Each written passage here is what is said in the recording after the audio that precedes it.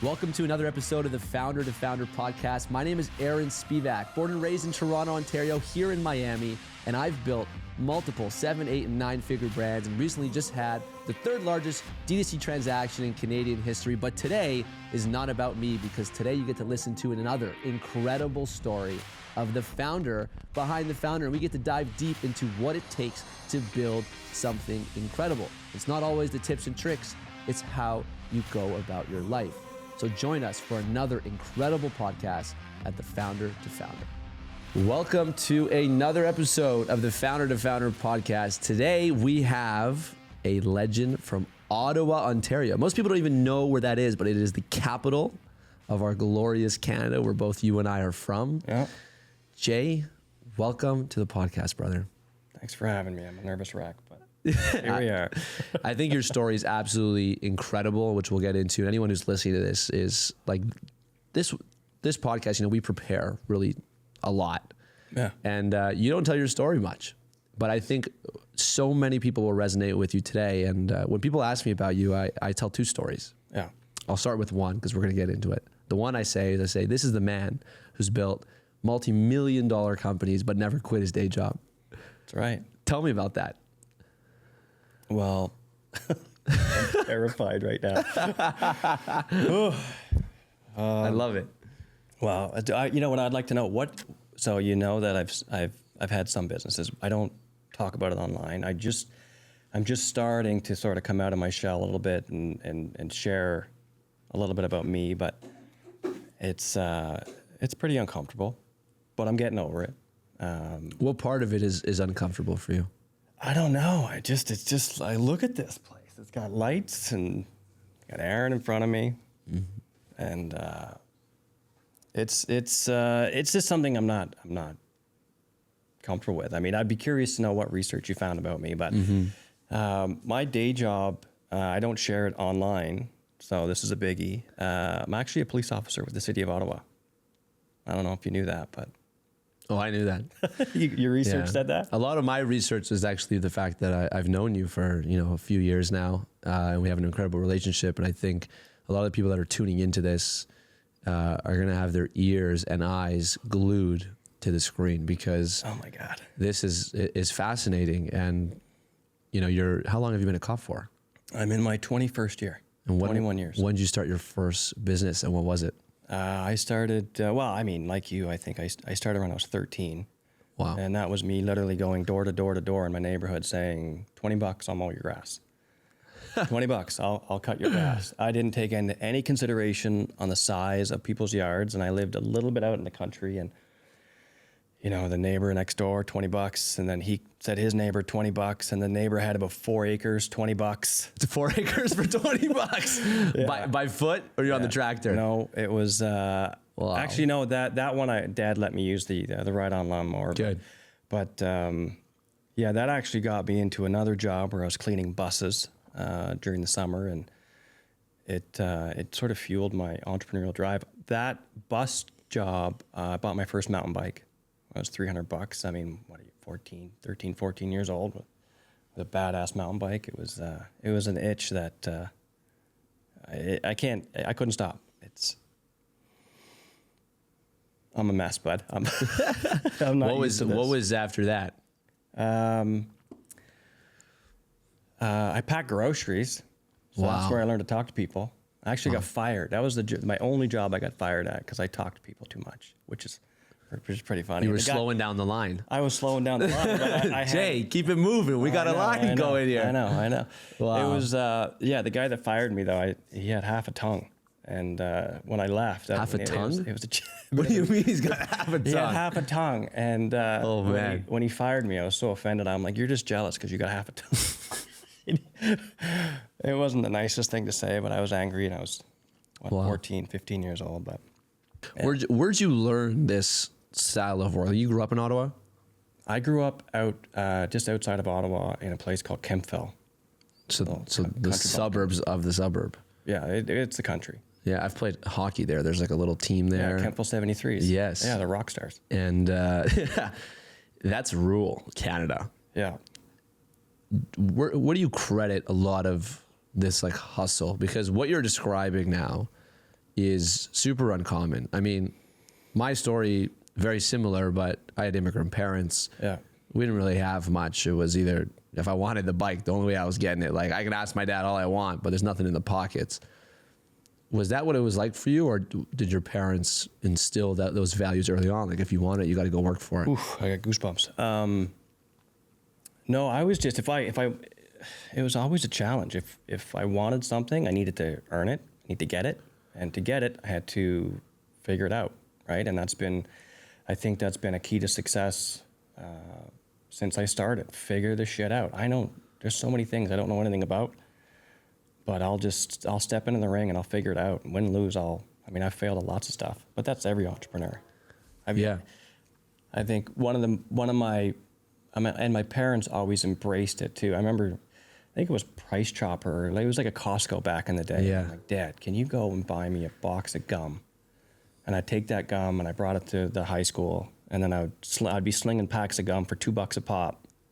No way. In the locker, yeah. So I used to do that with like chewing tobacco in high school, because chewing tobacco, I went to a sports high school, right? Yeah. So like we weren't doing drugs. Everyone was doing chewing tobacco. Like that was a thing, you know? Gross.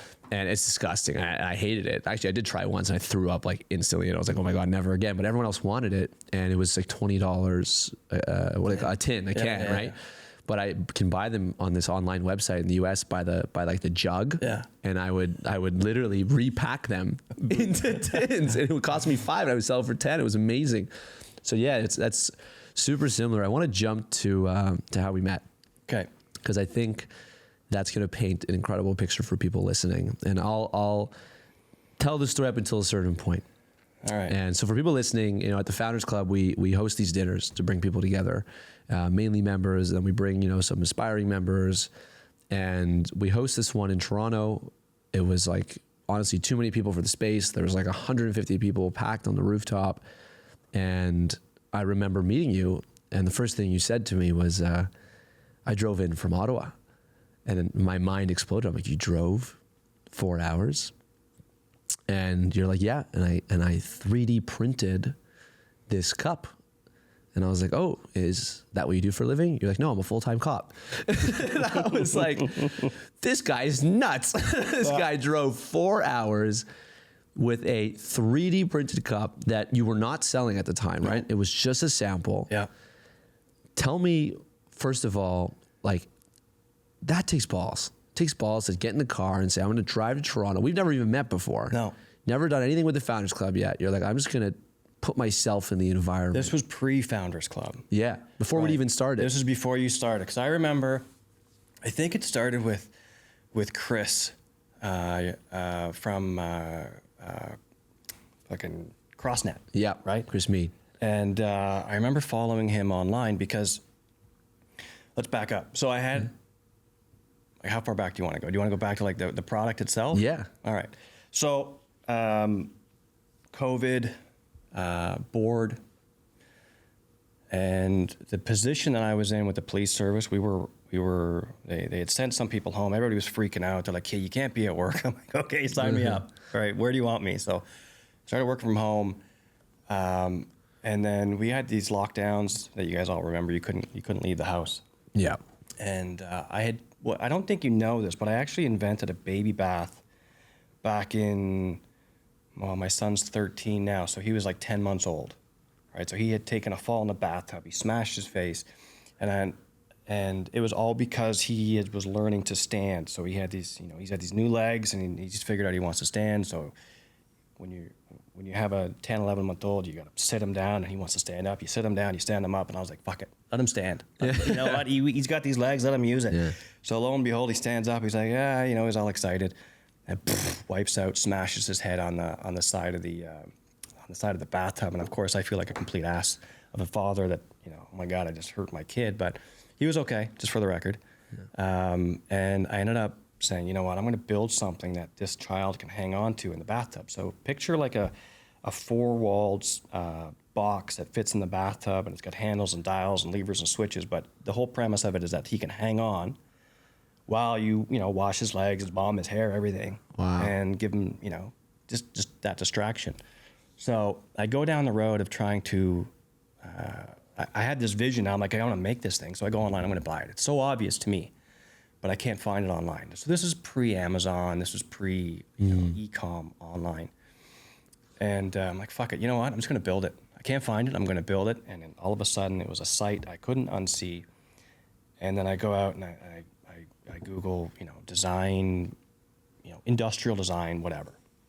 So I go out and I try and find this industrial design group, and they do a really good job. They literally do everything I asked them to do. But the problem is that I didn't know what I didn't know, right? So all of a sudden we build this 21-inch wide, what we call the bath and play, 21-inch wide. That's by 30 some inches long, and I spend, I think it was $40,000 in industrial design just to get that design.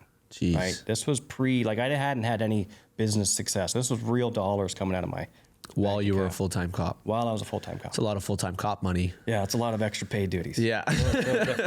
So anyway, I ended up building this thing called the Bath and Play. I prototype it at a styrofoam. And then, so the Ottawa Citizen calls me up and they say, hey, I reached out to trying to get some media, like the guerrilla marketing. Hey, I got this invention, I'm from Ottawa. So the Ottawa Citizen bites and they say, hey, let's do a video.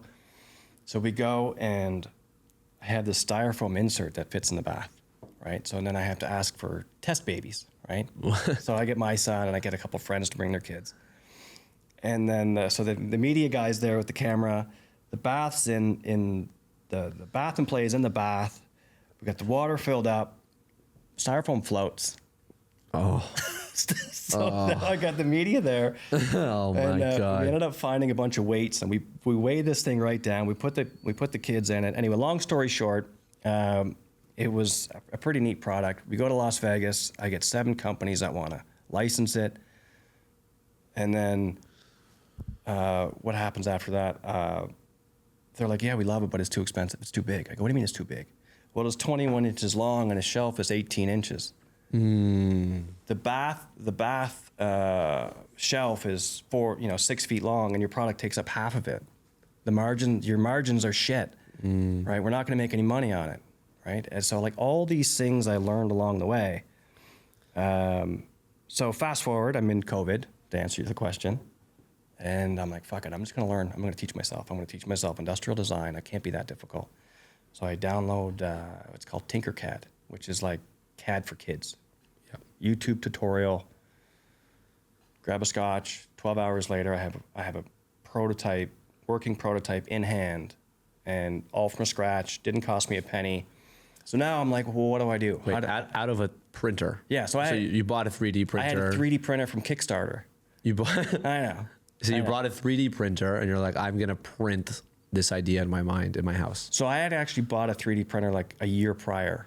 I'm a big Kickstarter fan because I put Bath and Play on Kickstarter and then I'm an impulse buyer, right? Yes. So I bought a 3D printer. It's been sitting in there.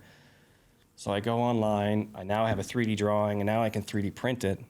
So then I use my 3D printer and I get a working prototype. But I have no idea what to do after that. So then I start following Chris and his CrossNet, and I really sort of connected with the way that he put himself out there. And then through that, I started following you on LinkedIn. And then you had put out this, we're going to do a founders dinner, e-com, something. And I told my wife, I'm like, you know what? I said, I'm going to go check this out. And yeah, it was a 4-hour drive. I showed up by myself and, at this beautiful restaurant and met some really great people. I remember you describing the product to me. Yeah. And the first thought that went into my head is... Let's hear it. This guy's nuts. But the second thought that came into my head, and I actually remember saying this to Chris, and I don't know if you remember this, but Chris came over. I brought him over, and I said, Chris, this guy drove 4 hours from Ottawa with a cup that he printed in his house. Yeah. But by the way, he's also a full-time cop. Yeah. And I remember you telling me you don't have access to your regular phone while you're like on duty, right? like you put your phone away, like you can't build your business while you're working. So you're like doing this idea is like a thing you do after hours. Yeah. And in my head, I was like, it's kind of genius. and it was like, I remember like my brain was like overheating with how cool this was. And I don't even think you knew how big of an opportunity it was at the time. I had no clue. So policing at that time, I worked shift work. So shift work, I essentially work 180 days out of the year, right? Whatever the rotation is, you know, I'll work, you know, 2 days here, 3 days here. At the end of the day, the math is approximately half a year. You're working. The other half, you're either sleeping, resting, or it's your days off. And your days off are midweeks and weekends, or you work every second weekend. So my mentality is I've got 180 days to do other shit. Wow. Right? I'm like, I can't sit and watch TV. I can't sit and I don't know. I got to keep doing something. I'm like a shark. I got to keep moving. So. And then where does it all change? Because I know you met someone at this Founders Club dinner. Yeah, I met Lucas Walker. Yeah. Do you know that name? Oh, of course, yeah. He was, so while you guys were like, oh shit, this guy's crazy, Lucas was bought in immediately. Like he came over and he was like, what is that? I want to invest, take my money now. And I'm like, oh, fuck, this guy's pretty cool. I like him. And I mean, there was a lot of people. Do you remember, I'm not sure, I think it was Chris. So I was telling my story and Chris said, good for you, still hustling at your age. Do you remember that? Yes. I was like, I'm going to smack the shit out of these kids. Because, you know, most people that start a business so young, like yourself, Yeah. they have this dream of exiting this world. And, you know, I'll be the first to say, you know, having sold my business, you can't shake the entrepreneur out of the entrepreneur unless you would like to be sad and live a subpar life. But we are engineered to just do things. Do you remember our conversation? I looked at you straight in the face and you hadn't quite, I don't think I knew that you were selling your company. Mm-hmm. But I think, do you remember me telling you? I said, just wait till it happens. Yeah. Because all of a sudden, everything that you eat, breathe, sleep for the last however many years that you've built is gone. Yeah, it's gone instantly. And that feeling, I got goosebumps. Yeah. Right? So here's a question for you. After you sold your company, because I've been down this road, you sell the company, you poured your blood, sweat, and tears in there. What happened after that? I think... I told you to be prepared. Yeah. I think a lot of things happened after. You know, I sold my business when I was 25 years old. Yeah. Most 25-year-olds, they are in school or just getting their first job, self-discovery, trying to figure out who they are. Yeah. That was not any different for me. I'm still in the self-discovery, figuring out who I am. The only difference is I got a bunch of money in my pocket. And I've built something, and the world sees me as not a 25-year-old kid figuring out their life. They see me as an established individual who appears to be self-actualized. The truth was, and I was very lucky to realize this just a few months leaving the company, was that I was not self-actualized. And although I had majority of Maslow's hierarchy of needs, the shelter, the community, the love, all those things, that last top of the pyramid I was missing. And I gave myself a tremendous amount of grace for being 25, 26 years old and taking the pressure off of myself of having to have it all figured out. You know, I know people in their 50s and 60s still figuring it out. I think life is constantly figuring it out. I don't believe anyone fully says, you know what, I figured it all out. It's like, I'm figuring it out. I know more now than I knew 10 years ago, 5 years ago, a year ago. And that's why I believe in that we need to surround ourselves with like-minded individuals. And to be honest, the Founders Club saved me because I didn't realize that what I was experiencing wasn't that unique.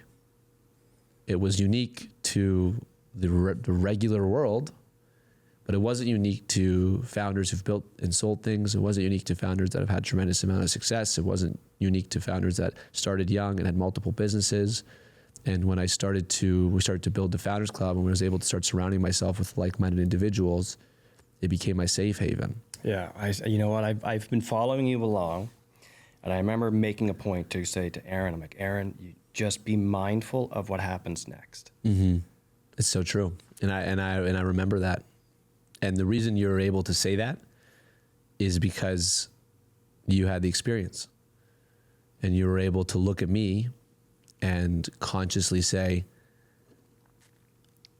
I'm going to tell you something that I've lived through. And we were able to connect because we were like-minded individuals. So many people in Toronto, and definitely in Ottawa, are not surrounded with any form of a like-minded individual. And I couldn't imagine doing it alone. I think if I would have been alone, I don't want to say it would have been disastrous, but I don't think I'd be at the table with you here today. No, you've, you hit a chord there for sure.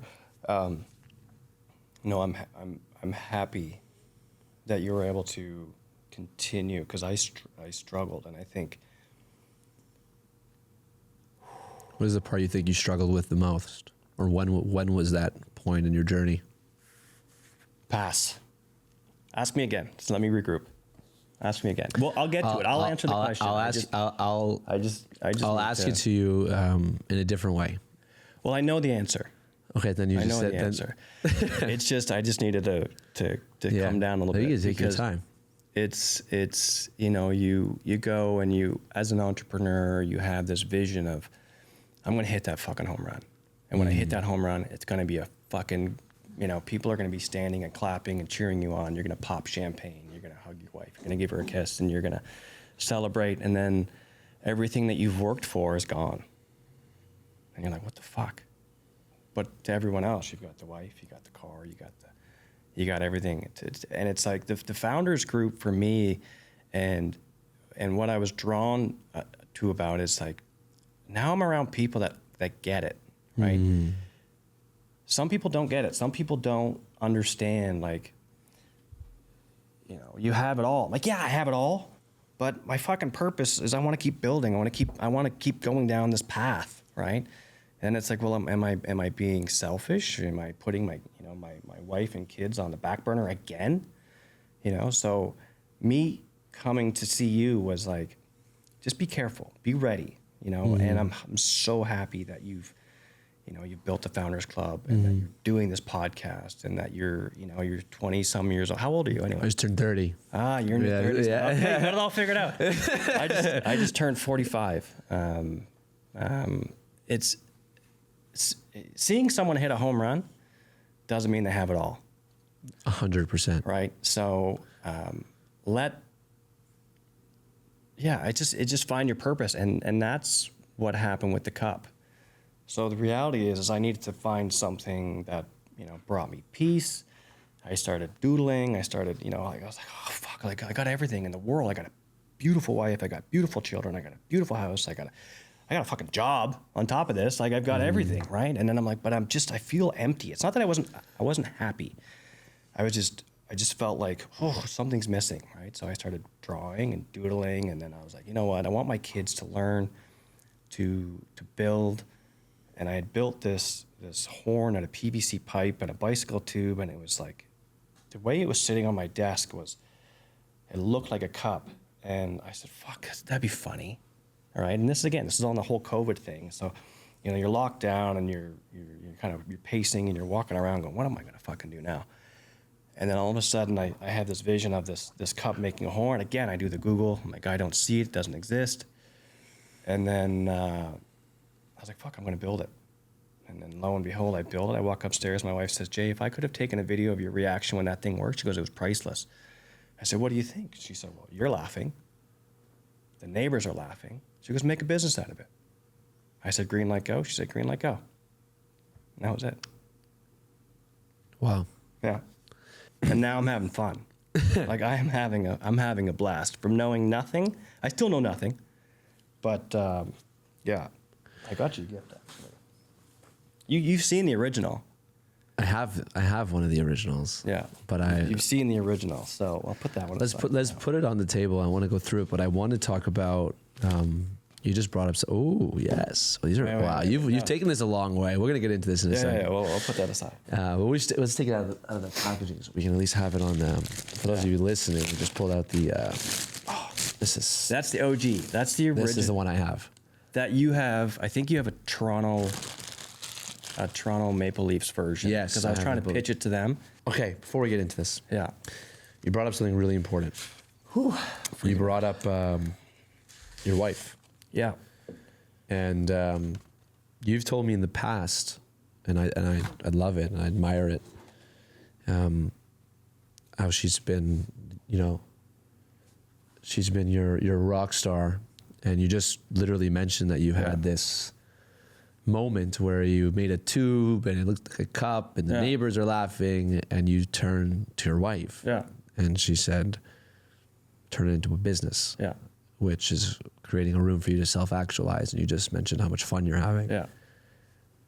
It's a very fortunate thing to have. When did you guys get married? What's the story there? How did you lock down a rock star? Well, I met her in Nova Scotia. And she is you're going to meet her tonight. Okay. I look forward to it. You're going to fall in love with her. Everyone falls in love with her. Everyone likes her before they like me. I'm an acquired taste. I always just say stupid shit all the time and people are like, what? Yeah. Right? It's the way we are. Yeah. Or he thinks he's whatever comes out of our brain comes out of our mouth. Yeah, exactly. No, Amanda is, she's actually, I'm going to pump her tires a bit. She's a gold medalist for the Canada Games for shooting at 14 years old.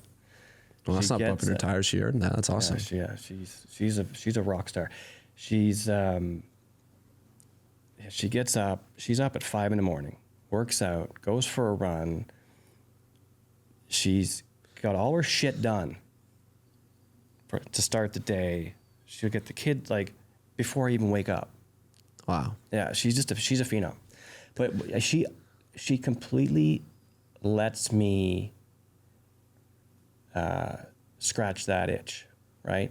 She knows I say it all the time. It's a sight if I say to her, it's a sight I can't unsee. I get the okay. Yeah, she knows what that means. Yeah, and I'm very mindful of time, and I feel like now I'm pushing it a little bit because we're so stretched because the cup has done so many great things. But I try to, she's now a part of the company. She helps out, which makes life so much easier to bring her, to get her perspective, to bring her on. And she's my coach. She's like, hey, let's listen to that Jake Carl's podcast that you did. And I didn't give much thought. I gave thought. I was grateful that you invited me, but I didn't give much thought to what I was going to talk about or much planning. And I was like, if I don't think about it, I'm not going to be nervous. Yeah. Because as you know, I don't do stuff publicly, right? So this is a big deal. So she says, okay, so we're lying down. We're in Miami now, and it's just the two of us. The kids are staying with my parents, and so we're having a bit of a date night. And she gives me the AirPod, and I'm listening to Jake Carl's, and I'm like, holy fuck, Jake is so good. Yeah. He's so good. Yeah. He's so talented. He's got reps, though. He's got reps. I know. You know what? I was driving here, and I saw this. There was this stone. Yeah. I don't know. It had a saying on it. It said courage. Like a mural. No, it wasn't a mural. It was like a stone monument. It had courage faces fear and thereby masters it. Yeah. And I was like, fuck, that's Jake Carl's, right? Like, he said to himself, he's like, this guy, he wasn't good in school. He wasn't good at this. He wasn't good at that. He faced his fears and he mastered it. And I said, you know what? I'm going to go to this podcast and I'm going to face my fears. I'm going to talk to Aaron, who I trust, and get over myself. People are really lucky to hear your story, dude. And one thing you don't know, because I know you're not so much on social, I talk about your story all the time. I just actually spoke about it on stage in Dubai to, I don't even know how many, 1,000 entrepreneurs. Wow, I couldn't do that. I probably could. Yeah, you can do anything. And I want to unravel this. I want people to hear this because this is how I experience this process. So hang on. So that's V1. Okay, but V1 works. Okay, this is the one I got. This Is this not going to work? hey, try it. Let's see. Let's see. Here we go. That's just, So he 3D prints a cup like this. And if you're listening to this, I'll describe it. So it's essentially a cup. And he basically tells me that you can drink out of it. And I looked at him, I was like, yeah, it's a cup. And he goes, but if you turn it around and blow into the other side of it, it's a horn. And I was like, what? So I'm going to do it right now. I'm going to blow into the other side of this. Let's see how it goes. okay, right? so caveat, version 1, Yeah. not a cup maker. Yes. I'm a police officer wanting to be a cup maker. So that go. Yes, this is what you've essentially 3D printed in your, guys, look at this, in your basement, okay? Yeah. This is what I experienced for the first time. That one sounds terrible. This sounds insane. Everyone is freaking out now at this restaurant. I'm like just going around everywhere into a cup that I can breathe, that I can drink out of. And it was in that moment where guys like Lucas jumped on and he ends up connecting to someone who essentially said, I want to build this out with you. Is that what happened? Yeah, so Lucas was my biggest fan, and I'm a big fan of Lucas. I promised him one day. Yeah, this one too. This is I want to.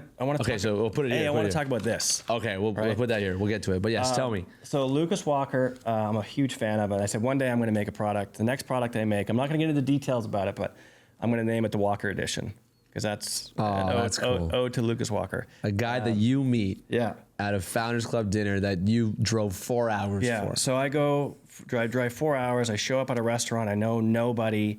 I'm not afraid to talk to anybody. I meet Lucas Walker. He trips over himself. He's excited. I get to meet Chris, who, I was like, hey, this is a cool kid. I like him. And then I met you, and I was like, but there's something special about you, Aaron. It's like you have a level of maturity, and the way that you talk and the way that you convey a message is something that I admire and that I want to get better at. So I'm kind of drawn to just your style. I don't know if that, whatever. Cool. Take it as a compliment. I take it. I appreciate it. And then I go there and I meet Lucas. I leave. I had a great meal, met some great people. I leave, but I keep in touch with Lucas Walker. He reaches out on LinkedIn. And I am going to grow my social media profile, just for the record. I want to Better get it launched by the time this podcast goes, so people are going to want to connect with you. Yeah. Well, I have it. I have LinkedIn. I've got Instagram, but it's the business side. But whatever. I reach out to Lucas because I want to do a Kickstarter. I have this 3D product, and I know Kickstarter from the Bath and Play days. And I said I want to do it, but I know there's a bit of a finesse to Kickstarter. So Lucas puts me in touch with a guy named Gareth. Oh man! And Gareth's had some success on Kickstarter. So I make a connection with Gareth, and Gareth gives me the time of day. He sits, on the phone, video, and he was just a wealth of knowledge. You got to do this, you got to do that, and he goes, let me introduce you to a guy named Chris. And so he puts me in touch with Chris. And Chris is, he's so... You're currently at 0 sales right now. I'm at 0. Yeah, I just want to make people know. You don't even have a sale. You've got this thing I just blew into. Yeah, well, it wasn't even that. It was less than that. Wow. And then Chris, I connected with Chris, and Chris, he's so talented, and he's such a good dude. What I love about Chris is he'll tell me to my face, that's a dumb idea. Yeah. That's a dumb we idea, need those Jay. people in our life. Yeah. Well, we need them, right? Yep. You can be offended by it, or you can embrace it. Mm-hmm. But Chris was he's just a hard working. He's so analytical. He's so methodical. And he said, I'm willing to work with you. Right. So he worked with me on building out my Kickstarter strategy. And I had so many doubts. I had so many questions, and I didn't really trust the process. But he just said to me, he goes, Jay, just trust the process. I said, okay. So I actually took my foot off the gas, and I said, okay, let this guy do what he needs to do. And I think that's a big lesson that we need to learn as entrepreneurs. Find people that are good at what they do, let them do what they need to do, and then trust that they're going to do what they need to do. And if they break that along the way, then you deal with it. But Chris, I trusted his process. I trusted his plan. I trusted everything that he was doing. And we launched our Kickstarter campaign. And within the first, I want to say like 30 minutes, we had exceeded our goal. We didn't have a very high goal. I think it was like $5,000. And then all of a sudden it was $50,000. And then I was like, holy shit, well, what do? But there was a piece of, I turned off Kickstarter So we actually turned it off. And the reason for that was Kickstarter was charging us an 8% fee for every dollar that we made. I'm like, well, why am I going to pay 8% just to prove that the concept works when I've already proven my market? Does that make sense? Yeah. So I was like, Put the margin back in your pocket. Yeah. So I turned it off. I validated the product. It was more than I ever expected. You realize probably no one's ever done that before. I turned off the tap. Yeah. And we did $1.5 million. I didn't turn off anything. Oh yeah, no way. Turn it off. Turn it off, man. Like you've proven that everything that you've done up until that point is working. So turn off that tap and turn on another tap somewhere else. So you launch your website. So then, oh no, you know who else I met at the dinner? Yeah. David Gaylord. Yeah. Remember that name? Yep. From Bush Bomb? Yep. What an amazing guy. He is, not only is he an amazing guy, he's a local Ottawa guy. He builds this company, Bush Bomb, off the side of his desk. And we went to this, what was that steam room place? Othership. The Othership, the coolest place ever. Yeah. So we go there. I'm sitting there with, like, I'm 40, whatever, it doesn't matter. I'm with like all these other entrepreneurs that are all fit and shredded. But most people don't know this about the Founders Club. Like, we're mind, body, and business. So like, we'll do a dinner and then we'll all go sit in a sauna. I know. Like all like half naked. That's what you're describing right now. This is right after the dinner. But I brought my shorts. I brought my swim trunks. And I was like, fuck it, I'm going. Why not? I'll go hang out with these people. And the Othership was fucking it was super cool. So I'm sitting there in the steam room and I'm sitting beside this David Gaylord guy. And we start shooting the shit, and he talks about his website. I said, "Well, what? Give me some advice." He said, "No one gives a shit about your website." I go, "What do you mean?" He goes, "Just throw it, get it out there. Just get it out there, and then see what happens, and then refine." Yeah. And I was like, "Oh, that's not a bad idea." So that's what we did. From that moment, I just said, "Get it out the door. Get the cup out." Is the cup perfect right now? No, it's not perfect. But we got it out the door. Shipping and logistics, get it out the door. And the whole business plan was, let's complete the cycle. Let's complete the whole cycle from start to finish. Let's create the sale. Let's fulfill the product. Let's get the feedback. And then all of a sudden we'll go backwards and we'll tighten the screws along the way and we'll refine the process. So Chris was instrumental in the performance, the analytics, and the marketing, and overall guidance. Like, for such a young guy, he was so switched on. And unfortunately, it's come to the point where he's like, he wants to start his own business. And selfishly, I'm like, fuck you, Chris. Stay with me. Stay with me, Chris. And Chris is like, come on, man. Like, I want to do my own thing. So, I mean, I can't.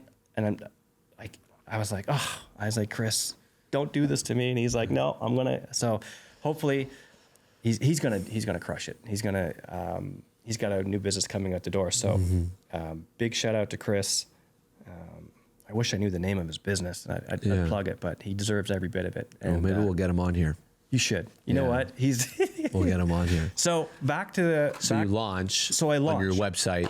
Right. So I make. When did you close the taps? 50K. You're like, okay, we got I it. think it was like 54K. So 54K. You got the Kickstarter going. You're like, all right, thanks guys. You've proven out that you like it. Yeah. I'm not paying these egregious fees. Yeah. So I'm gonna shut the tap off. I launched the website. Yeah. And now we're gonna launch this business. And was it did it just have the same momentum? Did it take off, or did you have to rebuild? It went well.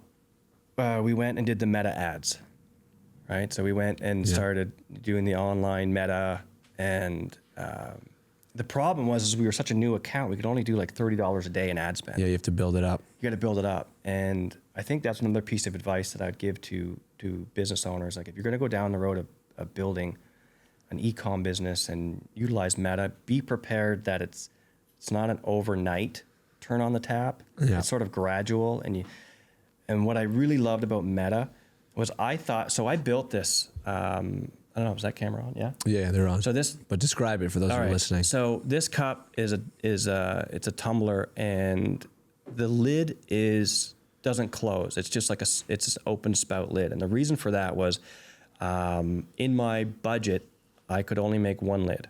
It's either a straw version or an open spout version. So in my mind, I had that I'm going to sell this in the stadiums, and we're going to go, Buffalo Bills tailgating, and you don't drink beer with a straw, so open spout. So that was what I thought my target audience was the beer drinking tailgater at the Buffalo Bills. And that's where we pointed all our meta ads to, right? We're going to go and I go, okay, this is my thought process is, okay, we're going to go beer drinking tailgater. And then Meta was like, no, fuck you. Sorry. Screw you. It's actually the tequila sipping moms. I was about to say, let me guess. Moms who kids play young sports maybe. Exactly. Every Saturday. So I thought my audience was beer drinking tailgater, but no, it was the moms drinking their coffees in the morning or their tequila or whatever, having, with the other moms watching their young kids play sports. And I was like, no, this is my audience over here. And Meta's like, no, your audience is over here. So again, trust the process. Chris is like, trust the process. And then we turn on the taps and I remember $30 a day, $50 a day, $300 a day. I'm like, shit, that's a day's wages, Now I'm like, that's like a week's worth of wages now, a day. Chris is like, pour gas on that fire, man. Pour gas on that fire. Keep putting gas on the fire. And it's gone parabolic. Within your first year, can you describe the level of success? From zero? Okay, so I will say a little bit. I won't say all. Okay. But we launched, let's say September. Yeah. Our Kickstarter was August. I was going to say, so you're like a month, almost like right after the dinner. You just went right after it. Yeah. So you go to the Founders Club dinner, you meet all these people, you're like, boom, like-minded individuals. Yeah. A month later, we're launched. Yeah, I absorbed it. Like, I literally talk to anyone and everyone, and I say, what mistakes, what have you done? David Gaylord saying, don't focus on your, Bushbaum saying, don't focus on your website. I'm like, fuck, he knows what he's talking about. He's built a massive business. Multiple times. Yeah. And then, I've got guys like you that are, pointing me in the right direction, performance marketing, analytics. And then I think within 3 months, we hit 7 figures. Damn. From zero, from napkin sketch to 7 figures, I think was about 3.5 months. Damn. Isn't that nuts? Unreal, dude. Yeah. Wow. Yeah. Yeah, dude, that like makes me emotional. We, according to our rep, now I don't know if he was just pumping my tires, but we were one of the fastest growing Shopify stores at the time. I don't know if we still are, but it's been. I believe it. It's been. And it's been straight up ever since. Yeah. Yeah. We had a bit of a lull in January, February with Meta. But I'm understanding it's more of a Meta thing. But it's been an absolute tsunami. I will say this, my business plan for when I first sat down with my wife and I said, I'm going to build this out. My plan was to hit, I had a number for the year. Yeah. And I'm looking you straight in the eye. This is before the Kickstarter? This is my business plan. So my napkin sketch business plan. Yeah, this is what we're going to sell in the first year. Yeah, I wanted to do X. Yeah. We 79X'd that. 79 times my business plan. We've got no retail. We have Shields. Shields came on board. They're awesome. Yeah. They understood that we were a startup and that e-com or the retail side of stuff was not our forte, but they walked us through it. They made their own end cap for us. Wow. They were incredible. Well, we don't have a Walmart, we don't have a Target, we don't have Costco's. It's straight D2C. We hit top 10 selling tumbler on Amazon USA on last quarter. Not the whole quarter, but you get these ebbs and flows, right? And we hit top 10. We hit number 1 selling tumbler on Amazon Canada. So that's up there with the Yetis, the Stanleys, the Simple Moderns, Owala. It's been an absolute blast. Dude, this is unbelievable. Not wild? And this is you're in year 3? No, we're in year 2. So right now, the business strategy, so the plan from the onset was, let's complete the cycle. Let's complete the cycle and then find out all the mistakes that we made, and then we'll tighten the screws and refine it. And then I've got a really, really talented operator right now, Wade. He's got a shipping and logistics background. And he basically went through and said, you know what, Jay, you can tighten up here, you can tighten up here, you can tighten up here. And then let's put some gas over here. And the team has just been, I think we're a team of 6 now. And you've never raised money? Never. We bootstrapped it from scratch. And you own pretty much all the business? I own every bit of it. Now I've given some equity to our early. I have a small advisory pool where I've set aside some equity, so everyone's got their own expertise. Like someone's got an expertise in industrial design. Other guy's got an expertise in, marketing. And so I've set aside a small pool for them, and you got a patent on it? Yeah. Yeah. So we were patent pending, and then we just got a letter of approval, on our cup. But we have, I think, 6 more designs in the hopper right now. And are you still leading the design? Well, we actually have real industrial designers now. They're not just 3D printing? No. Oh, okay. No. So what I've learned, again, going back to my mistakes I made with Bath and Play, was like, let the pros do what they do best. On the design side, I don't need to pay a third party $40,000, $50,000, $60,000 to come up with this.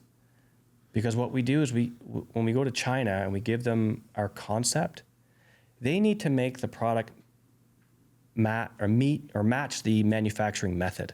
So my original 3D printed design that you saw couldn't be inject molded. But I was still able to give that to the tool maker, and the tool maker was like, okay, we're going to tweak this, do this, Yeah. We're going to make it work. We're going to make it work to meet the manufacturing method. So you just let them, they're going to tweak it anyway. Wow. So whenever so I gave it to him. So this is version 1. And see this, do you see this? There's a little tiny dent in the lip. Can you see that? Yeah. So our critiques that we get is that liquid sticks there and it dribbles.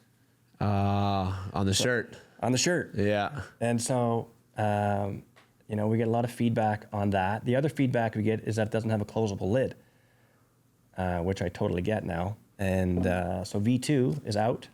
No, it's not out. It's launching in April. Oh, okay. So here it is. Wow. So actually, I got you one as a gift. Oh, yes. Let's go. This is, this is like, And that this lid is the real deal. Yeah, it's so much better. So again, this goes back to, bush blow bombs. into it? Yeah, go for it. Let's see the sound difference. I did a bow. Let me do it again. There you go. Oh, There what you a go. nice. I got one here. Wow. Look. Oh, the white one. Yes.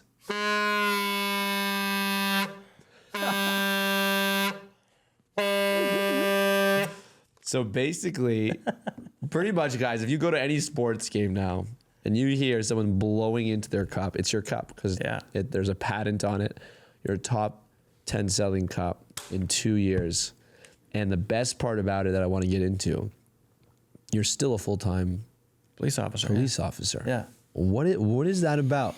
You probably spend more in a month on like ads than you make in a year. Okay, let me put this in perspective. For December, I spent 16 years worth of salary. No joke. What? Yeah, if you took my salary, yeah. So what are you doing? Is it the pension? What is this? You know what? Is it the passion? Is it a therapy for you? What is it? You know what? I don't know. Everyone asks me this question, and it really comes down to it's a purpose. To serve and protect. Yeah, it's a purpose. I love it.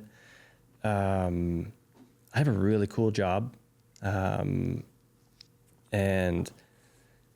a lot of my buddies are like, what are you doing? What are you doing? Like, get out of here. Yeah. But what are you doing? It also keeps me grounded. right? It's, I don't know. I like what we previously touched on, I don't do well idle. And I have to keep busy and I have to keep doing. So, you know, there is a bit of a crossroad right now. It's like, you know what, Jay, like this cup has done things that I never thought I would ever imagine. So am I doing a disservice right now to the team by not being in it 100%? I'm in it 100%, but I'm pretty well available 100%. But I do juggle with, is that the perception that I'm leaving the team? Now, the team, when they came on board, I made it very clear that policing is my profession. And I need a team of people around me to execute. And that's what we've done. So I've been very transparent about it. They've accepted it. And I am able to coordinate my meetings and my schedule. So I'll work, you know, during the day, and then in the evenings, we'll have our team meetings, team get-togethers. So it is there is a question of, well, how much more could you accomplish if you were at it 100%? And my argument before was, we're selling every single cup that comes off that machine. I can't do more. I literally cannot do more because we had one tool and that tool was maxed out. So now we've got multiple tools. So now the question is, you know, what's next for Jay? What are you going to do? And I don't have an answer for that, because I really, really love what I'm doing. I have a sense of purpose, and I think I'm terrified for it to get taken away from me again, from my last business, right? Remember we touched on that, where you're scared that something will happen to the Loud Cup business and you'll be out of policing? Well, no. Like, what can be taken away from you? Policing is a purpose. It's in my blood. But so is entrepreneurship. So I'm sort of fighting that battle right now. I don't know what to do. So maybe it's a Founders Club. Yeah. Well, conversation. I was just this morning, I was speaking to an accelerator of like 300 young founders doing sub $1 million. So they're not quite big enough to be like in the Founders Club, but they all want to figure out their life, you know? And so many of them asked, you know, I got this, I call them lines in the water. I got this line in the water, that line in the water, and I got this startup, and I'm starting bidets, but I also got that business, because they're all kind of adding up to being like one income, I guess. And advice that I actually got when I was 19 from Gary Vee, when he yelled at me on stage and posted it all over social media. Yeah. And I asked him a very similar question, because I was in between my juicing business, which was doing extremely well, and then Hush. And I would wake up at 6 a.m, open up our store, work it till 2 or 3 o'clock, drive at the time downtown to meet with my co-founder, Lior. We would eat or whatever. And then at 5 o'clock, we would work until midnight, 1 a.m., 6 days a week. We did that for an entire year. What happened was, you know, Hush started growing exponentially. Like, just, it was insane, you know, very similar, like just parabolic, you know, couldn't spend more money than, and like the more I spent, the more I made. It was like, there was no ceiling, it felt, you know? And Revita was doing well. It was good. It was something I started in my mom's basement, and it was doing well. And I went to Gary and I said, what do you think? I can do both, right? Oh God. And Gary doesn't pull punches. He said to me at the time, I said he was wrong at the time when I was 19. And it was in a very public way. It was in front of 3,000 people at the Sony Center downtown on Yonge Street. Now it's Meridian Hall or whatever. And in front of everyone, it was a mic drop moment. Oh, fuck. He goes, I hope you're ready. Because I told him I got my business with my brothers and I got my business with my friends. With my friend and my business with my friend, it's going off. It's going crazy. You know, what I can do both, right? And he's like, one day you'll have to decide who you're going to fuck. And you're either going to fuck your brothers or you're going to fuck your friend. Or you're going to fuck both. Mic drop. Wow. Walked out. And in my head, and people came up to me after, like, I can't believe he said that to you. What a jerk. What a this, what a that, you know? And in my head, I was like, yeah, what an idiot. But it stuck with me. And years later, if I'm being brutally honest, Revita's doing well, thank God. Hush, we had an incredible exit. But Revita's not what it could have been. And that was because of the decision I made.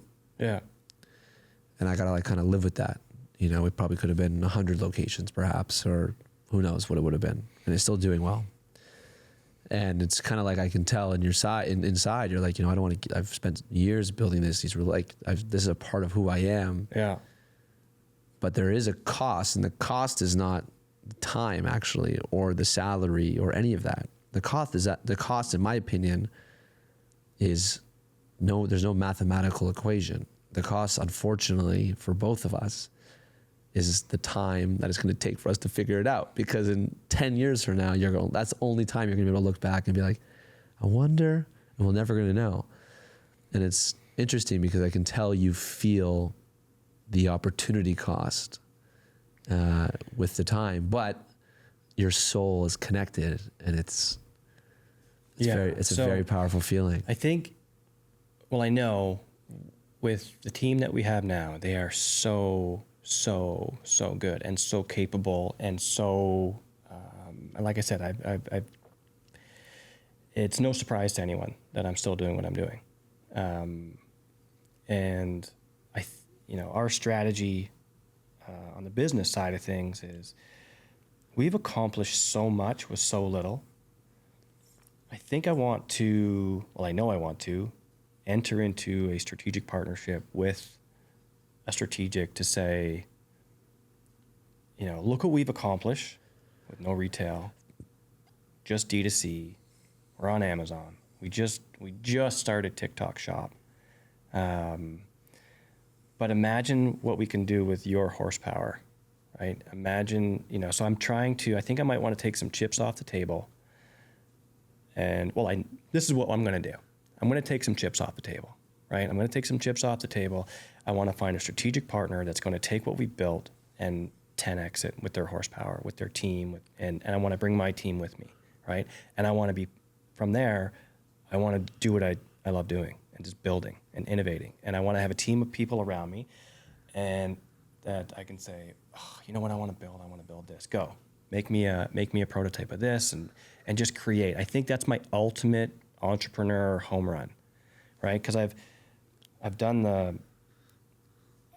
I think that's what's missing in my entrepreneurial journey. It's not the money. It's just the ability to create whatever comes to mind at a drop of a hat. Because now I know. Now I have the contacts. Now I know that if I want to sell in Australia, I literally click a button on Shopify. And I go, hey guys, push this ad to Australia. Mm-hmm. Let's just test it. Like, there's so much fun. That's so much fun. Anyway, I can go on for days. That's the beauty of entrepreneurship. It lights you up. I think what you're mentioning is something that is, I would say, considerably underrated. You're mentioning your superpower. Yeah. And to know one's superpower is such a gift, because oftentimes we have to do all the things that we're not so good at to be like, oh, I'm actually not that. I'm actually not, I could do it if I need to, because we all have to wear all the hats. But what you're describing is, I am so self-aware to know that in my perfect world, this is what my day looks like every day. And then you can bring that into reality. Like, I have 100% confidence that that's going to be your life. Yeah. And the reason I have 100% confidence is, one, is because I know you and I know the type of guy you are. So it's going to happen for you. Yeah. But even if I didn't, the fact that you're able to so accurately describe it and connect to it is the magic. Like, the reason I told Chris at the time, I'm like, this guy's nuts, but it's going to work. Yeah. Is not because I foresaw, moms at games doing it and going viral and all these amazing partnerships, which I'm sure you'll tell me about. Like, I'm not because of that, because I didn't know any of that. Yeah. And neither did you, because you didn't even make a single sale. But the reason why is because the way you spoke about your product, it was a lock. And the best example is, we all go to trade shows. Yeah. or we go to the Founders Club thing, or we speak to people in the club. You meet like 10 people. No one remembers. Like everyone's, I do this, I do that, I do this, I do that. But we all remember the person when they describe whatever it is they're doing. We leave, and if someone comes up to you like, yo, what does that person do? You say, you know what? I don't know, but whatever they're doing is gonna crush. And because of just their connection to their story. And I think that was so true for you. And I remember actually Gareth did call me after, and he's like, hey, like, I'm about to make this connection with this Jay guy. And I'm like, dude, Jay's a monster. He's like, how do you know? I'm like, I don't know. I just met him. He's a monster. The guy's he's an animal. He's a full-time cop. He's got 3D printing cups in his house. This is unbelievable. And so many people try to figure out the hacks. Yeah. And the hacks is obviously reps. It's all these things. But the truth is, it's just like, your story so well. My wife, if I were to say I had a superpower, it's networking. I will scour the earth, and I'll remember what Aaron did, what Chris did, what Lucas did, what Gareth did. I can go on, and I will, when the time is, and I keep in touch with everybody. Mm-hmm. Right? If I have the opportunity to keep in touch with you, I will keep in touch with you from now until the end of time. Right? That is a superpower. But I'll remember what you were good at, and I'll lean on you. I'm like, hey, listen, again, I've called you before. Hey, what's going on? What are you seeing in Meta? Are you seeing this, that? And you're like, yeah, no, it's been brought up. This is how we're managing it, mitigating it. Blah. I think that's one of my little superpowers, and ideate. I'll look at something and I'll be like, okay, I want to change it. I want to make it better. I want to grow. I don't know. I think those are two that, I'll talk to anybody. The cab driver here. Yeah. He's Cuban. He didn't speak a lick of English. But guess what? He got a loud cut. No, no way. Don't tell me he's blowing it out the window now. So I asked him how he was doing. He said, nah, no habla inglés. I said, okay, no problem. I said, let's work through this. And then, I said, como dice, how do you say inventor? It's inventor? I'm like, builder. So I had this whole conversation with him. He ends up calling his wife on FaceTime while he's driving. I'm like, here, it's a gift or propina or tip or whatever. Yeah. And he starts blowing it. And I wish I had it on video. It was priceless. But I'll talk to anybody, whether or not they speak my language or not. One thing is, and for those who are listening, they might be like, this guy is an inventor. He's coming up with things. He's had success. He's dedicated. He's got an incredible family. We'll get into the boys in a second. Yeah. Because I know, and I'd love for you to talk about this, it wasn't all home runs and everything you create. I mean, a couple boo-boos, foam floats, things like that. Yeah. But I remember you mentioning that you were scammed by one of your business partners. And that's a really difficult thing for anyone to deal with, because it's like, how do you now trust people? And then you go into a future business and you meet a guy, granted, okay, he's at Aaron's thing, so Aaron probably vetted him, great. But you meet a guy, tells you to spend more money, and you trust him. Tell me, as much as you want to share about that, but what it's like to be scammed, and where did you regain the courage to get back in the ring? Oh, man, I've been scammed. I don't want to say scam. Scam's is an icky word. I've been misled, right? I think maybe I've been scammed. I don't. So let's go back. So I had so prior to policing, I started a pardon company. So in Canada, you're able to make an application to remove your criminal record. Where in the United States here, it's called an expungement. And the expungement is done state by state by state by state. Where in Canada, it's a national process. So let's say, Aaron, you get yourself arrested for mischief as a 19, 20-year-old hockey player, up to no good, right? That stays with you for the rest of time, unless you get a pardon, or now I think it's called a record suspension. Anyway, that process was a paper-based process, and I became aware of that process when I was working for my father's business, which was in fingerprinting. So this guy comes in and he says, I need to get my fingerprints for a pardon. Can you walk me through the process? I'm like, I don't know, but challenge accepted, right? So I start filling out this application, and I'm like, shit, this is pretty redundant. And then by the end of that, I had counted out that there was 184 fields on this application that needed to be filled out. And then I did the math that I could answer all 184 fields by asking 15 questions.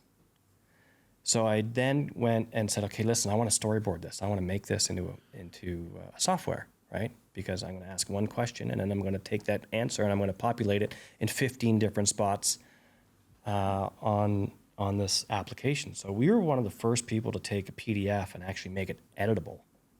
Wow. Yeah. So that was sort of my first foray into like real business, real like software development. And then I got hired by the Ottawa Police Service in 2004. And as a police officer, I can't be arresting people and then giving them my business card. Say, hey, hit me up in 4 years when you need to remove your criminal record that, you know. So I obviously had to not continue that business, right? It was a conflict of interest, rightfully so. But I'd still help people, like if they'd reach out. And so I had this call from this guy, and he reached out, and he's like, hey, I want to build on what you're building. Can you help me take it online and make it more robust? I said, sure thing. So he flies me out, first class, Ottawa to Toronto. Yeah. Right? That's a big deal for me, right? Yeah, a good 37-minute flight. Yeah, I think I got an extra like 3 inches on each side. Yeah. And I remember being on the plane, and I was sitting there, and the hostess, the flight attendant, comes up with these like hot towels. Yeah, warm your hands up. And gives it to me. I'm like, well, what am I supposed to do with that? She starts laughing, and she says, do this. And so I pick it up and I put it on my face. I'm like, oh my God, it's so good. It feels so great. You know, I made a big deal about nothing. How old were you at the time? Oh, it was 2004. I was 24, maybe 25, 26. So you're 25, a first class plane. This guy's wants to so do this guy something picks with me my- up in this fancy car, and he drives me around and shows me all these things that he owns, and, you know, making me feel like $1 million. And he says, listen, he goes, I have the real estate, I have the office space, I have the employees. Can you know, let's continue building what you wanted to build, right? This on the software side, and then we can attach it to, you know, my infrastructure. And he goes, how much do you think you can build that software for? I'm like, 20 grand. And he's like, writes me a check for 20 grand. He goes, 50-50? I said, sure, no problem. So he gives me a check for 20 grand. I go and I literally take my plan and I execute my plan perfectly. And I used up every bit of it. And then when it was time for me to go and say, all right, let's now attach your infrastructure to my software, he's like, no, he goes, now you're a competitor, right? Because he was already doing pardons. Oh my God. He goes, and now I own 50% of your company. Good luck. And my response was, well, what's 50% of zero? And I hung up the phone, and I was gutted. I was completely gutted. I was like, man, I spent night and day storyboarding, planning, doing everything I needed to do. I was so proud of it. I was so excited. If he would have just said, go, it would have been a fucking monster of a business. Wow. But he fucking put me just, I don't know. He pumped the brakes on me. And how did you recover from that at 25 years old? After that, that was a big kick in the nuts. And I said, you know what, maybe I'm not cut out for it, surprisingly. So I put all my eggs into policing. And then I had an opportunity to pitch the software to a company called L1. And L1 was a aerospace defense company on the New York Stock Exchange. And they had a fingerprinting a piece of their business. And so I think I was 28 by this time. So I had pitched it to the EVP of that company. And he got back to me and he said, listen, he goes, can't do it because we're already doing that service, and it's going to bite the hand that feeds us, because a lot of our partners rely on us for the fingerprinting side of the house. And if we enter in that space, those partners are going to disappear, and then we risk losing that revenue. I was like, thanks, but no thanks. Good luck, right? And then I'm driving down Bank Street, Ottawa in my cruiser, and I get a phone call from the EVP. He goes, "You're not going to believe this. The CEO wants to meet with you." I go, "Really?" He goes, "Yeah, he wants to meet with you. Would you meet him in Nashville?" I go, "Yeah, sure, I'll go to Nashville." Fucking right. I didn't really think much of it. So we fly down to Nashville. So they fly me down to Nashville. They pick me up. I get picked up in a limo. Yeah. I go straight to it's called Ruth's Chris Steakhouse. Yeah, steakhouse. Right. It was like the best steak ever. Plug to Ruth's Chris. Yeah. And all of a sudden I'm in this round table with all these executives, and the CEO turns to me and he says, "Do you think you'd be interested in taking over all of Canada for our company?" I said, "What?" Wow. I said, "Yeah." That's crazy. I'm like, "Sure." And he's like, we've got our quarterly review quarterly review. They're a public company on New York Stock. They're $1 billion company. Wow. Right. And so he says, he invites me out to the annual review, and I remember a BlackBerry at the time. And so I'm sitting in the boardroom while he's doing his what do you call that? His CEO pitch, right? Yeah. To all the shareholders. And I'm literally Googling EBITDA. He keeps saying EBITDA. What the fuck is EBITDA? I'm like, how do you spell EBITDA? Oh my God. So I'm sitting there, and he's like, he turns to me, and then after the meeting, he's like, "We'd like to hire you for, take over as a VP of operations for all of Canada." I said, "Well, I don't have the formal business. I don't have the academics to justify this position." He goes, "No." He goes, "But I like the way you think." I go, "Why me?" He goes, "You know what? I've hired doctors, I've hired lawyers, but he goes, when I hire police officers, I get the best work out of them." He goes, "I don't know what it is." I said, "I can tell you what it is." He's like, "What is it?" I said, "A police officer has to make a life and death decision almost every shift, right? Not every shift, but for the most part, they have to make instantaneous decisions, and they have to live with that decision. There's no wavering." What's an example of that? Oh my God! If you shoot somebody, right? That's a life and death decision. You have to make a decision, and you have to. Does it happen that often?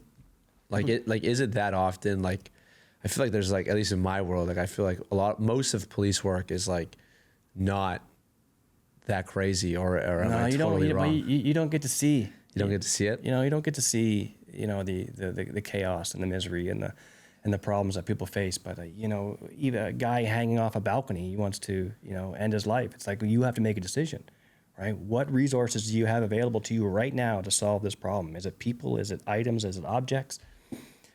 And whatever decision you make, you live with that for the rest of time. And I think that in the business world is something that, like, how many times have you fluttered on a decision, or I don't know, maybe, kind of? I've not that you talk like that. I would say I appreciate the voiceover. No, I mean, I don't haven't fluttered, but I've looked back on decisions and wish I'm very decisive. Yeah, that's a good skill. But I've looked back and be like, I should have took a little more time with that, or I've had that, but I've been delusionally decisive for sure. Yeah, and I think policing, you have to be decisive. You have to make a decision. You can't sit and wait. There's some instances where you're just like, fuck, I gotta move. I gotta do something. What is it? How am I gonna do it? What do I have available? And I think in the business world that translates very, very well. At least, that's my opinion. So he actually hired me on the spot. He said, "I want to present you with an offer," and I turned it down. Why'd you turn it down? Because he gave me, and I wasn't expecting it. I wasn't ready. And he slid it across the table, and I said, "I appreciate it," but he goes, "Well, why won't you accept it?" I said, "Well, I got a pension." He goes, "Yeah, well, pensions are the way of the dodo bird. Yeah, golden handcuffs. We don't have pensions anymore." I'm like, "Well, I do." He's like, "Well, what's it worth?" I'm like, "I don't know. How much money do you have to spend? What rate of return to make $50,000, $60,000, $70,000 a year for the rest of time? 5%. Yeah, that's $1 million, right?" Mm-hmm. That was my logic then. Right. And so then he sent me another offer, and I turned it down. Wow. And he said, well, what's it going to take to get you to come work with me for us? And I wrote some stuff down, and I didn't think he was going to bite. I sent it over, and boom, approved. I was like, fuck. What do I do now? I remember calling my wife, and I'm like, oh, Amanda, what do I do? And she's like, well, it's a compliment. It's the ultimate compliment. Wow. And I had a really good chief, Vern White, Senator White. And he was chief of police for the Ottawa Police Service. And I remember going through policy and going, how do I take a leave of absence? And there was no policy for it. And in the policing world, it's very hierarchy, right? You don't go above your chain of command. And my problem was that if I went through my chain of command, the sergeant, staff sergeant, inspector, everyone has an opinion. And it's very easy to say no to somebody if it's. I'm of the opinion that they would just say no, right? Because they don't want to deal with it. There's too many other things. And it's easy just to say no. Yeah, just move on. Yeah. Push your cruiser, Jay. Great opportunity, but that was my mindset. And because policy didn't specify going through a chain of command, I wrote right to the chief. I said, fuck it. I said, dear chief, I had this opportunity that's been presented. I'd like to request a 1-year leave of absence. I don't have the formal business academics to justify the position, but win or lose, I'm going to learn something. So with your permission, would you grant me? And then I hit send, and I think within a half hour, go for it, bud, was the response. So the chief of, Vern White, who I credit, there's people along the way, in your path, your life's path, that kind of enablers, right? Yeah. And Vern White was definitely, he enabled me to take that opportunity, and I became the vice president of a publicly traded company on the New York Stock Exchange at 28 years old. I remember being in a boardroom, and my colleagues' kids were older than me. It was surreal. Anyway, where was that? Was that your question? What was your question? That's magic, dude. That's magic. I want to ask you two more things. Remember I told you it would flow? See how we're flowing? Yeah. I told you we'd flow, and we can do this for hours. Push-ups helped. You don't even know that we've been well over an hour, I believe. Yeah, well over an hour. Yeah, you see? Sorry. It's fine. No, we're crushing. I'm a rambler. I have two incredible questions, and I think for everyone that's listening to this point, first of all, we do this on purpose. We leave the best for the end. I have two questions. Can you think to a moment? Okay. And what I always tell my guests, you can close your eyes, you can take a moment with this. It doesn't have to be the first thing, but can you think to a moment where you felt completely broken, where everything you believed potentially to be true is no longer true, and you had to find some sort of faith or lean on someone or lean on something to carry you through? Can you recall a moment like that in your journey? And then also tap into what and who and what was it that helped you kind of come out of that? My wife. You're killing me, Aaron. Oh my God, you're killing me. So you go through this journey, you strive, you sell, you clean buses for a bicycle. You sell gum out of your locker. You cut grass for $20 a pop, right? You have this journey, your entrepreneurial journey. You build software, you get screwed over by a business partner. You have all these issues along the way, and then, you have this vision, okay, so you do all these spreadsheets, right? Remember Excel, you're like, if I do this, I can get that, and blah, blah, blah. All of a sudden, you hit that home run. We touched on it earlier. You hit that home run, I got goosebumps. You're killing me, bud. You hit the home run, and you're like, fuck. You hug your wife, you give her a kiss, you say, thank you so much. And you got everything you need, and then it's gone. You're like, well, what am I going to do? Nothing's changed. It's like getting married, right? You have this big moment, you're getting married, and the next day it's like, nothing's changed. No. Nothing's changed. We're married, which is great. Same with hitting that home run. You hit the home run, you're like, okay, so the little bit of the financial stresses are gone, right? But then my purpose was gone. I had, to everyone else, I had everything I wanted. I locked myself. I had this, we built this home, and I asked my wife, whatever car you want, get whatever car you want, right? And she's like, I just want an SUV. I said, okay, no problem. But I was totally like, what do I do now? What do I do next? What is my purpose? And I totally lost my purpose. And I think policing allowed me to continue having a purpose without going completely off my rocker. Like, I've never been a depressed person. I've never had anxiety. But up until that point, I was like, I'm anxious. I don't have a plan. I don't have as an entrepreneur, you always have a next. I didn't have that. I didn't plan that. So, it was Amanda saying, you're laughing, which was a light bulb went off. My neighbors were laughing. I'm like, oh, people like it. And I made it. So let's build it. So I was like, you know what? I'm going to invest in myself. So I sold some Shopify shares. No offense, Shopify, but we had a good run. I'm still an investor. Yeah.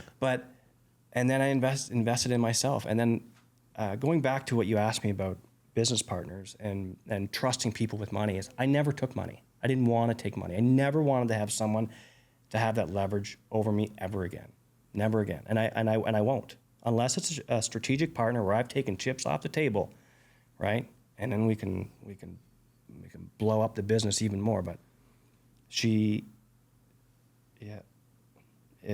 lost my train of thought. But the building of the cup is a new chapter for me. So it's a journey. That is the moment. That moment where I had hit my home run, and you think pop champagne. Hey, Owen, you want to go for golf? No, I can't. I got to work. Hey, Amanda, you want to go Barbados? We can fly out there. Kids are in school. Then you're left sitting on your hands going, what the fuck? Do you want your kids to see you do nothing because you can? No. So anyway, these are all, moments that, where you look at and go, you know what, like you, right? You're up at 2 a.m. now, hustling, doing your business, because that is you. So I don't know if I'm answering the question, but you are.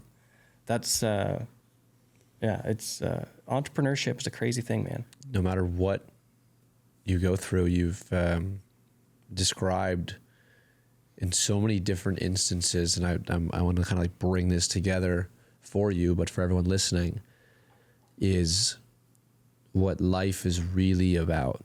Mm-hmm. And I don't think we've figured it out, but we got a lot of reps. And for those who are listening to this, and correct me if you think I miss anything or add to it, so much of life, there's growth, challenges, wins, big decisions we make, getting screwed over, leading to the next thing, big job, sending the email. You're not like just doing what feels right. But throughout it all, without the right people around you, the story goes in different ways. And every single time, right? It's like there's at any given moment, not having the sergeant or the captain saying, hey, go for it. The chief, he could have just not responded, forwarded it to the guy actually above you and saying, why is he emailing me? Because that's not what we do here. So he could have done that. Probably would have been the right thing to do. But instead, gives you that, opens up that door. And you have to, one thing that I don't want people to miss, because I don't want it to make it seem like, oh, you just got to like land the right person and get lucky. The underlying story to all of this is that every single time you took an action, every single time, from showing up to the dinner, you had to drive, you had to show up. I remember I was like, we're going to go in the sauna now, 50 of us. You're like, I brought my trunks. I was like, I know you would bring your trunks. You came, you were expecting to be there. You had no clue.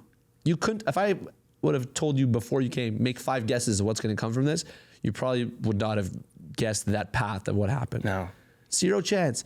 And you had to go and say, you know what? I'm going to read the policy and see if I can send the email. You had to choose your wife, who was the biggest reason why these are such key decisions, but every single thing takes an action. So on that note, I do have one final question. And guys, we could have done this for 2 hours. I wanted to get into your 3 young boys, but you guys should just check him out on social, because you showed me a crazy video of your son just absolutely jacked. And I think one thing I don't even tell you, but I'll tell you now on the pod, one thing I really admire about you is the way you show up as a father. I think a lot of entrepreneurs and founders find so many excuses to just not be an incredible father. And I couldn't tell people how many times Jay's called me on FaceTime to have like a business question, and the boys are right beside you, or you're cooking with them, or they're tuning in. I think that's the entrepreneurial dream. Like I tell people all the time, like my dream is for like my future son one day to apply to be in the Founders Club. Like, let's see if he can build something that can get him in, you know, and not just accept him. Like, you got to meet the criteria, bud. And, you know, and I think that's cool that you get to do that, and they get to watch you build arguably the fastest growing cub company. You're top 10 amongst giants. I don't even know how old Stanley is, but it's definitely older than I am. Like, that's no joke. You know, when many people start tumblers and cups, and I mean, you could probably tell me it's millions. You know how many people I see doing it? I don't see too many in the top 10. There's only 10 from Ottawa, Ontario. So the last question is, and you can take your time with this one too, picture a young version of yourself. So the reason why I don't say an age is because you can go anywhere you want. And before you answer, just say the age you go to. So people go 5 years old, 8 years old, 12 years old, whatever the age is. Little Jay, okay? In this room right now, sitting on the couch, and just for a few moments, you get to share one message with little Jay, knowing what you know now about life. How old is that Jay that you picture, and what's the message you would tell him? It's a good question. I think it would be... Well, how old is Jay? Which Jay do you go to? Because that's a crucial... Like, how old is little Jay in the room right now? 39. Wow. 39-year-old Jay. It was a shout out.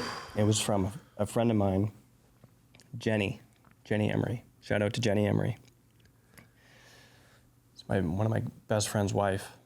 And going back over all that we talked about, hitting the home run, and then all of a sudden caring about what people thought. She said, I would say, Jay, I'd reiterate what she said to me. She said, if you're not sitting at my dinner table, I don't give a fuck what you think. That's it. And it's like a light switch went off. Like, you know what? Worry about who's at your dinner table. Everyone else can fuck off. Take the challenge. Send the email. Just start. Pick your path. Go down it. If you fail, who gives a fuck? But just start. That's what I tell them. Jay. You picked me apart, Aaron. I want to take the last minute to just say a few things, if that's okay. Yeah. One, dude, thank you so much. Really. Like, I think I needed that more than you did. You came down from Ottawa, Ontario with your wife. I called you, I don't even know, a week and a half ago, 2 weeks ago. Yeah. You flew in. You trusted me.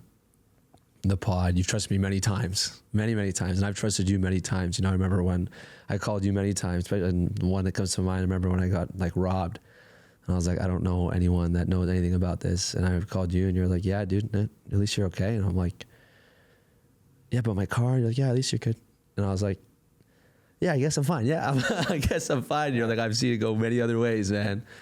So yeah, I really appreciate you as a person, and I think you underestimate the impact that you have on people, and I take a lot of pride in you. I don't even know if you know that. I take a lot of pride in you. I love it. Because you deserve it, and for everyone that's listening to this, that's what this whole podcast is about. This whole podcast is like, did we even share numbers? Ned, did we share numbers? I don't even think we said anything numbers. Yeah, exactly. Because all these business podcasts are do this with your ads and do that, which is great. Awesome. we all know we can lean on people. There's people in the Founders Club. Go message them. Like, people are talking business all day, but the truth is, who's the founder behind the founder? Mm-hmm. And I appreciate you being you, man, being your authentic self. Ooh. And you said you were listening to Jake, and Jake is an incredible speaker. Don't sell yourself short, man. You crushed it. I appreciate you being here, and I love you, brother. I appreciate it. I think the big takeaway is get out of your own way, right? Yeah. Trust people around you and get out of your own way. It's another episode of the Founder to Founder podcast. We've got Jay from Ottawa, Ontario, Loud Cup, guys. What, loudcup.com? Loudcup.com, yeah. Loudcup.com. Go and get it. And I'm on LinkedIn. LinkedIn. Yes, he's on LinkedIn. We'll post this. We're going to post this on LinkedIn. Here's my pitch. Yeah, let's do it. You ask me a question. Yeah. You want help? No matter what it is, I'll help. I don't want anything. So that's anybody that wants to reach me.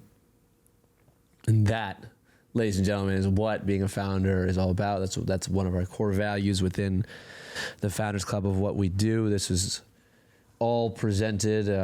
We put this on. The Founders Club has been doing this for years. This whole story at a dinner, which is insane. You know, I've never would have imagined that, to be honest. And yeah, if you own a business doing at least $1 million, or if you have an incredible 3D printed cup in your house, Founders Club official, hit us up. Jay, thank you, brother. Appreciate it. Thank you for tuning in to another episode of the Founder to Founder podcast. And I have one favor, just one favor to ask. It's the only favor I'll ever ask from you. And if you liked what you listened to please like, subscribe, and please just leave a comment. Let us know what you think, how we can make it better. We are all in on delivering value to you. And all we ask in return is that you hit that subscribe. It goes a long way for what we're trying to build here. And as always, we post an episode every single Wednesday. So stay tuned, and thank you for tuning in.